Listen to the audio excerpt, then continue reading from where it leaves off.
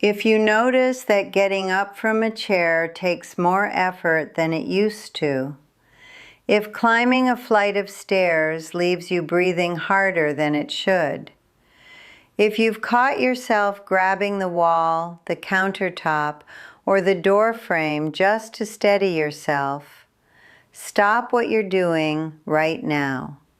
Because what you're experiencing is not just aging, it's a warning, and most people ignore it until something goes wrong. My name is Susan Miller. I'm 68 years old. I spent 31 years as an ICU nurse, and I can tell you with complete honesty, I spent 3 decades keeping other people alive while quietly letting my own body fall apart. At 64, I could barely kneel in my garden without struggling to stand back up. Today, I'm going to tell you exactly what that warning sign means, why it happens, and, more importantly, what you can do about it starting today. But first, I need you to understand something. What I'm about to share with you is not something I found on a wellness blog or a late-night infomercial. This is what I know from 31 years at the bedside, watching what happens to people who ignored the early signs, combined with what I have personally lived, tested, and rebuilt in my own body over the past 4 years. I am not speaking to you as a fitness influencer. I am speaking to you as a nurse, a grandmother, and a woman who almost ran out of time to take care of herself. So stay with me until the end, because I'm going to give you a specific protocol, 4 movements you can do at home with no equipment, and I promise it will change the way you walk, stand, and move for the rest of your life. There is also a bonus at the end that almost nobody talks about, and it may be the most important thing I say today. Let's start with the sign itself. The biggest sign of weak legs after 65 is not pain. It's not stiffness. Those are symptoms. The real sign, the one that tells you something deeper is failing, is this: hesitation. The small pause before you stand up. The slight grip you put on the armrest. The moment your body says wait before it commits to the movement. That hesitation is your nervous system sending you a very clear message. It no longer trusts the structure beneath it. I know what that feels like from both sides. I watched it happen to patients for decades. Men and women who came in for something unrelated and revealed, without realizing it, that their legs had been quietly failing them for years. And then, at 64, I felt it myself. In my own garden, kneeling in the soil with my granddaughter Emma, who was 6 years old at the time. She watched me struggle to stand up, and she looked at me with those big, curious eyes and asked, "Grandma, does it hurt to be old?" I did not answer her right away, but that question stayed with me for days, because the honest answer was yes, and it did not have to be. Here is what is actually happening inside those legs. After the age of 60, the body begins losing fast-twitch muscle fibers at an accelerated rate. These are the fibers responsible for quick, reactive movements, the ones that catch you when you slip, that push you up from a chair, that stabilize your knees when you step off a curb. You lose them silently. No alarm goes off. And because slow activities like walking don't challenge those fibers enough to preserve them, most people lose them without ever knowing they were gone, until the hesitation starts.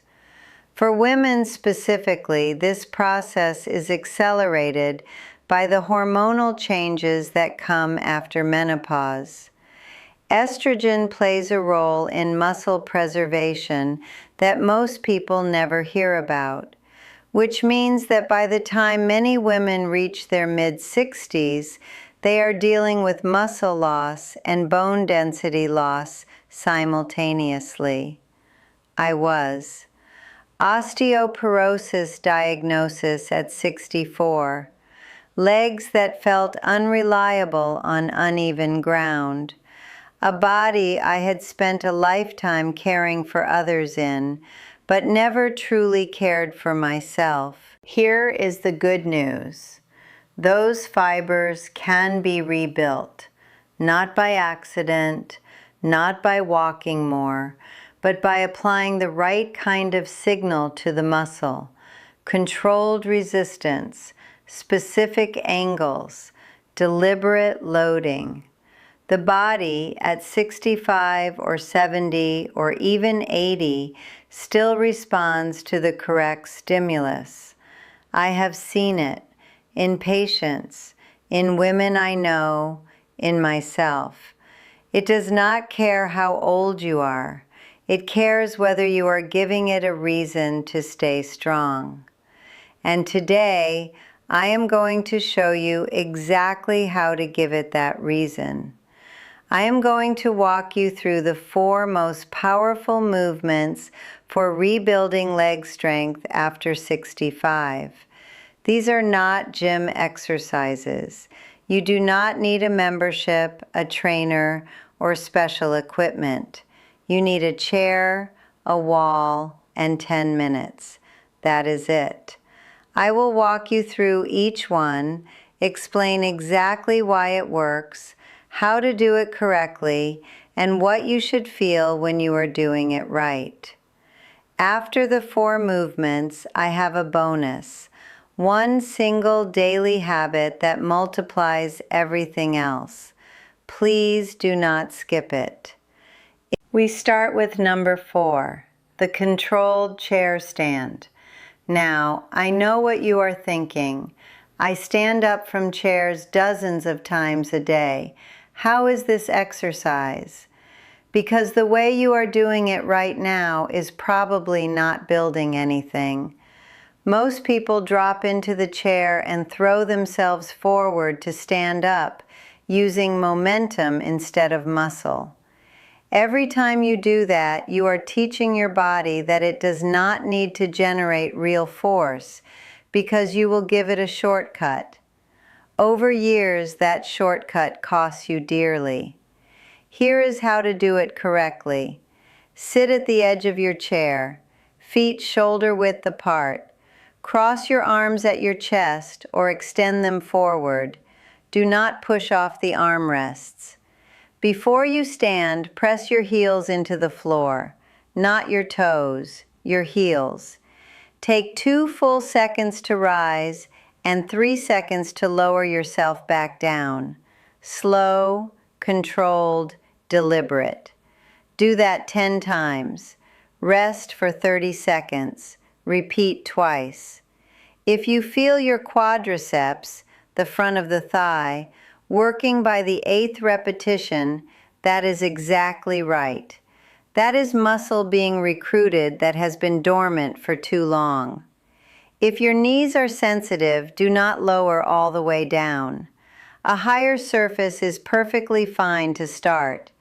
A kitchen counter height works beautifully. Modify as needed, but do not skip this movement. Number 3, the wall sit hold. In my nursing years, I watched countless patients lose the ability to manage their own body weight over time. Not from a single event, but from years of never asking their muscles to sustain load. The wall sit addresses exactly that. It teaches your legs not just to generate force, but to hold it. And that sustained capacity is what you need when you are standing in line, waiting for a bus, or walking on uneven ground. Stand with your back against the wall. Walk your feet out until your knees are at roughly a 90-degree angle, or as close to that as feels comfortable and safe. Hold that position. Breathe slowly and normally. Start with 15 seconds if that is where you are today. 20, 30. The goal over time is 60 seconds, not this week, over weeks.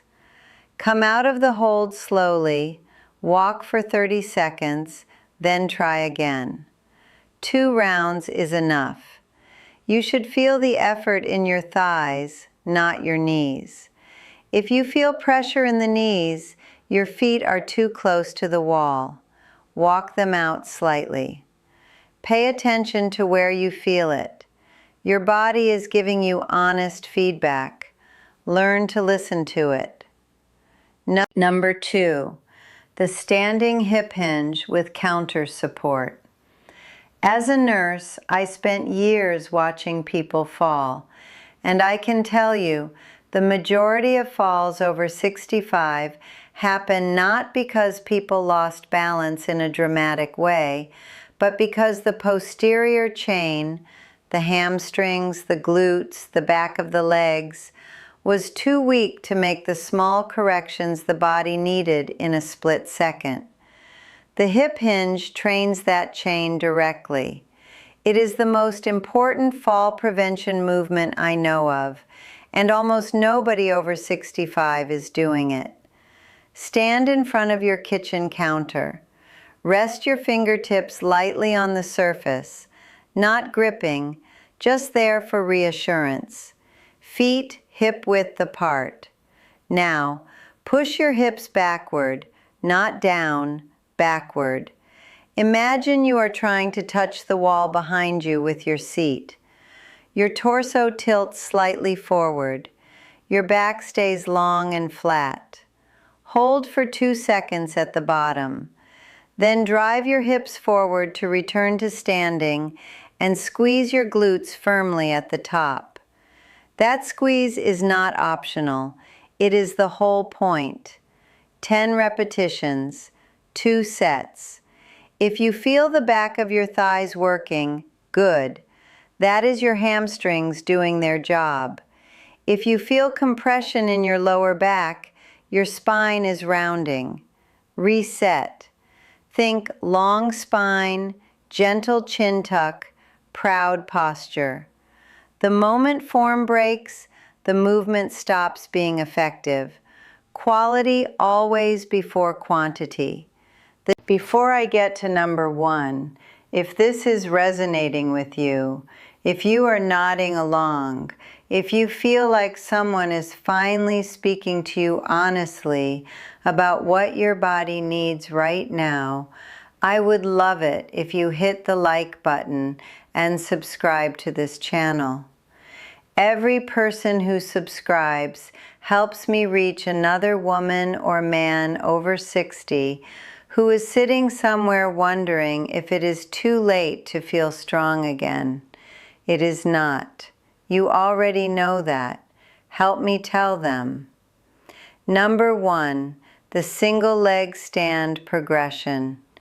This is the movement that will show you exactly where you stand right now in terms of functional stability.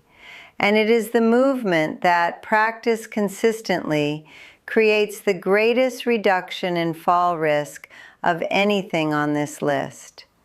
I say that not as someone who read it in a study. I say that as someone who experienced it herself. Stand next to a wall or counter. Shift your weight onto one foot. Lift the other foot just 1 inch off the ground. Hold for 10 seconds. Switch sides. That is your baseline today.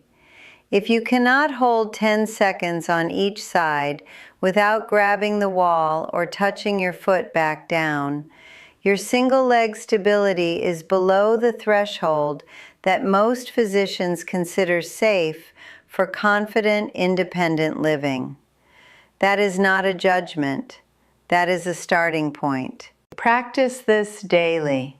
10 seconds each side to start. Build to 20, then 30, then 45. When you are ready, try it with your eyes closed for 5 seconds.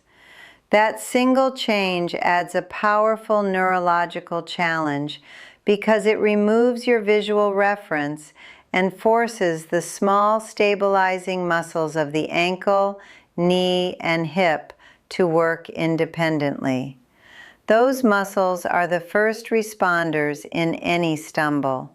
Training them is not a nice extra, it is essential. Now for the bonus, and I want you to take this seriously because it is the piece most people overlook entirely. The single most powerful complement to everything I just taught you is walking backward. 20 steps once a day. That is the entire instruction. Backward walking activates the tibialis anterior, the muscle running along the front of your shin, which is the primary muscle responsible for controlling how your foot lands with each step. It is chronically weak in most sedentary adults over 60, and strengthening it reduces knee pain, improves ankle stability, and meaningfully lowers fall risk. 20 steps along a hallway or in your backyard. Touch the wall first to get your bearings, then go. 20 steps every day. Then let me bring this together. 4 movements. The controlled chair stand to rebuild the force that gets you up and moving. The wall sit hold to rebuild the endurance your legs need to sustain your weight. The standing hip hinge to rebuild the posterior chain that catches you before a stumble becomes a fall. And the single leg stand progression to rebuild the neurological trust between your brain and your legs. Plus 20 steps backward every single day as your non-negotiable minimum. Here is your challenge. Do these 4 movements 3 times this week. Not every day, 3 times. 10 minutes each session. Then come back in 2 weeks and tell me whether that hesitation before you stand is still there. Leave a comment below. Tell me what changed. Tell me where you started. I read every single one. I want to end with something personal. The morning after Emma asked me if it hurt to be old, I sat with my coffee before anyone else was awake, and I made myself a quiet promise, not because I was ashamed of aging, but because I realized I had spent 31 years telling other people their health was worth fighting for, and I had never truly believed it for myself. If you are here watching this, you are already doing something different. Maybe you had a moment like mine, a question from a grandchild, a stumble on the stairs, a morning when something just felt wrong. Whatever it was that brought you here, I am glad it did, and I am glad you stayed until the end. You spent years taking care of everyone around you. It is your turn now. I'll see you in the next one.